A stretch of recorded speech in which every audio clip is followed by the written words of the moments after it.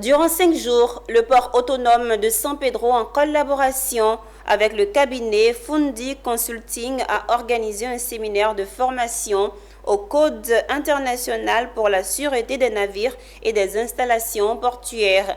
Ce séminaire était à l'endroit des dockers, acteurs de la pêche, agents de sécurité privée et agents des forces de défense et de sécurité. Abel Kwao, Djekou de Silva, Michel Brou pour le commentaire. Ce sont au total 150 personnes qui ont été formées à l'initiation au code ISPS, c'est-à-dire l'identification, la reconnaissance et la gestion des facteurs de risque sur une installation portuaire. Il s'agit également de la gestion de crise et du système de commandement. La dernière journée a été consacrée à un exercice de sûreté, une simulation sur le quai Ouest 1 du port commercial.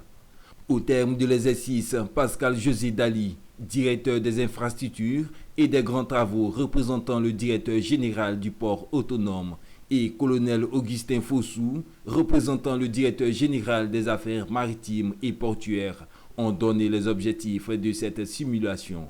Le port de San Pedro a été toujours un port sûr. Et cet exercice qui s'inscrit dans les exigences du code ISPS vient pour familiariser et réimprégner les réflexes de sécurité aux agents qui ont participé à cette formation et à ceux qui avaient déjà participé à cette formation.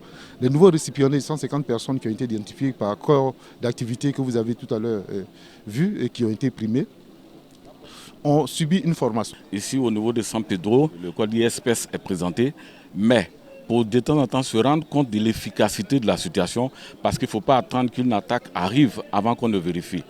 D'où l'importance de cet exercice pour faire des simulations et voir dans quelle mesure on a les capacités. L'attaque armée, le trafic illicite, la prise d'otages et l'incendie criminel ont constitué les sujets de cette simulation.